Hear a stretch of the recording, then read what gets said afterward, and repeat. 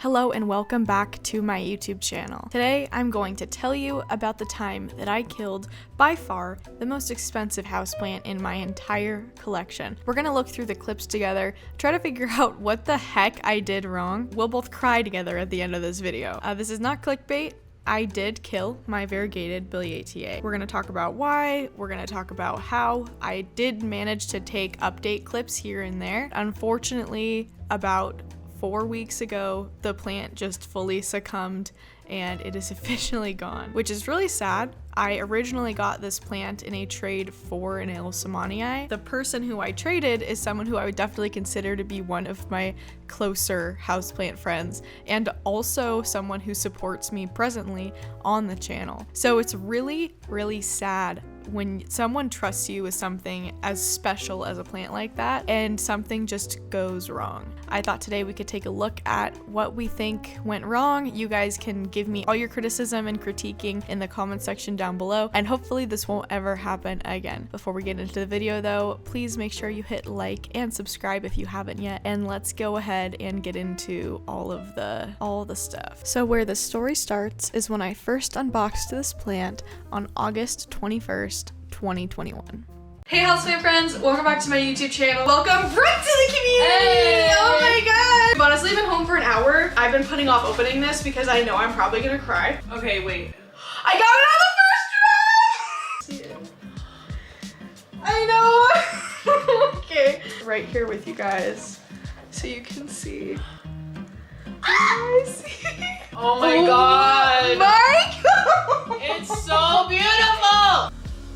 Leaf, this older leaf here, and then this one, this and is then the it just newest gets leaf. amount of sectoral. I can't believe I'm holding this in my hands. Wow. Oh my gosh. It looks even better. Like so red.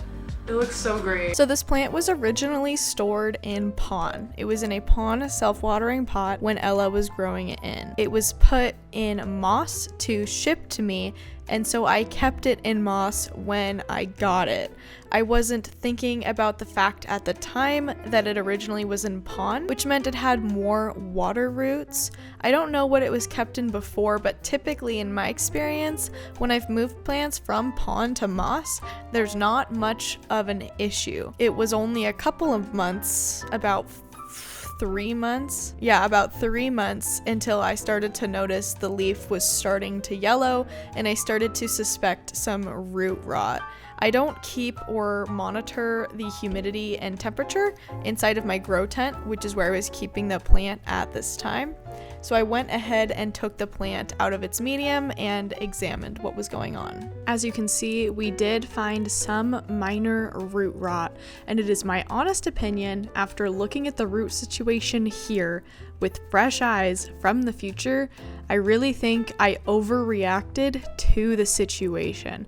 What I decided to do was that I should cut off all the root rot, and then I also contemplated even cutting the whole plant in half, thinking that if I had 2 different plants, maybe the odds would be better. So I got to work with cutting off all of the rot that I could see, and by the end of it, I feel like I cut off way too much.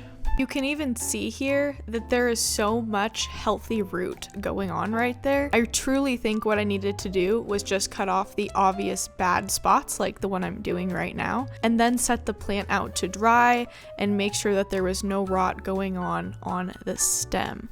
I do specifically remember cutting off part of the base of the stem because I thought that it was rotting. Looking back now, I don't actually think it was rot. I think it was actually just the stem darkening from being in a soil medium. That will happen to plants sometimes, is something might look like it's rotting, but unless it's actually squishy, it is not. And this is where I start to get angry. You can see me here very clearly tugging very decently on that root. None of it is coming off. None of the healthy root is coming off. But what do I decide to do anyways? Pull harder for some reason and just cut it off. Just get rid of it. Why not? Let's just start over from fresh, as if that's a good idea, because everyone knows unrooted node with leaves is gonna somehow be able to have the root ecosystem to keep going.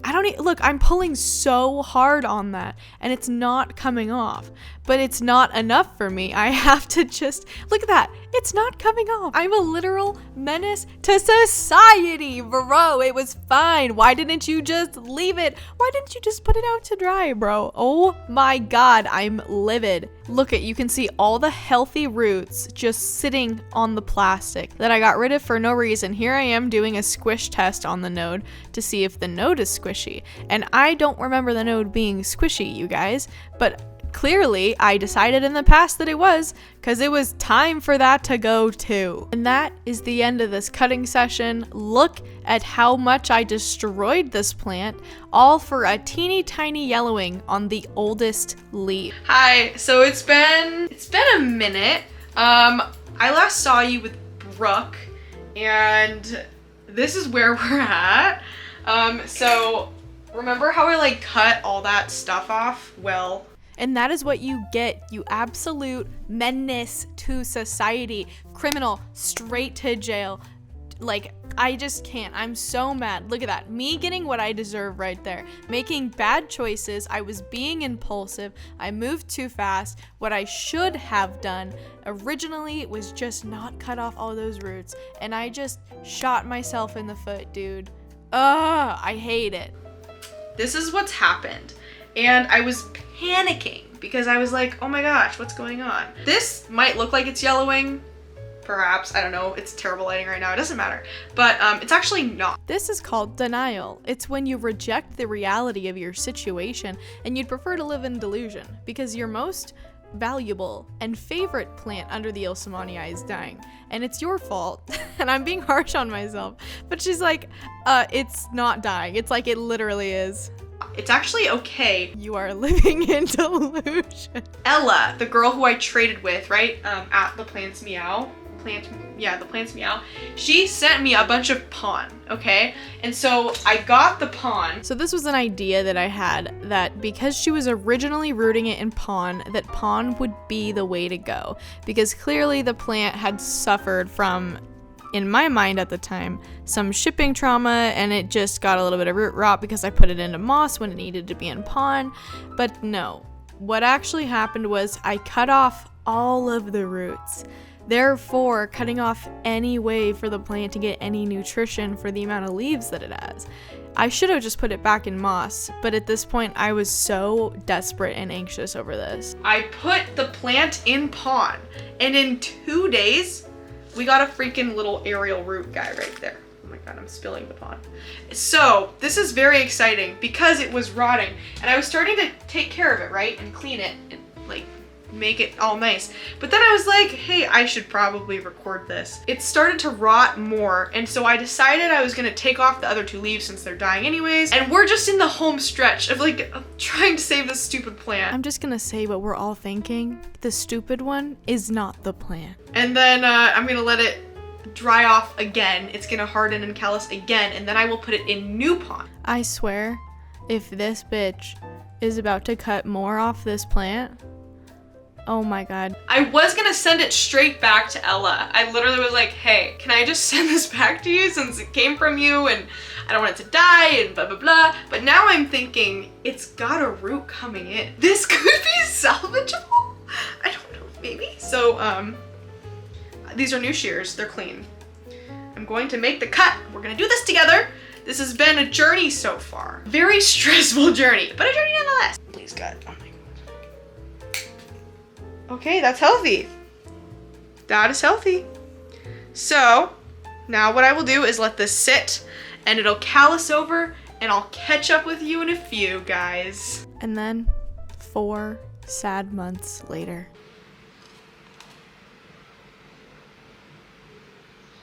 I was gonna show you guys my variegated Billy node, but I can't freaking find it. I don't know what my problem is with this one plant, but I just like lose it all the time. I have lost this thing like 3 times. Oh, there it is. That's not good. Well, I think we finally have the end of our Billy saga. It rotted. Well, you know, sometimes root rot doesn't have a happy outcome. Bestie, the problem wasn't the root rot. The problem was you. We'll talk about it more in just a second. And, that's a very good ability, ATA. It's okay. You know, sometimes, like, I feel like because of the amount of money that some people can sell plants for, that when people kill things, it's considered like a very expensive mistake, which, like, yeah, makes sense, you know? But also it's like, at the end of the day, they're just plants. And I feel like people get really hyped up with the whole thing that it's like, oh my gosh, like plants are a living, plants are this, plants are that. And it's like, really at the end of the day, you guys, plants are just plants. And it sucks. And there's definitely gonna be someone in the comments who's going to make me feel terrible about myself, but that's okay because I put myself out there on the internet and I can't control what people say. But it's my general opinion that sometimes you kill expensive plants, and that one did not do very well because of the fact that when I repotted it, I kept it too wet. And so that was my fault. It's very sad, actually. I am devastated, but we have to keep moving. We can't get sad about things, especially plants, because plants are supposed to make us feel good. So if you kill a plant, you know you killed a plant.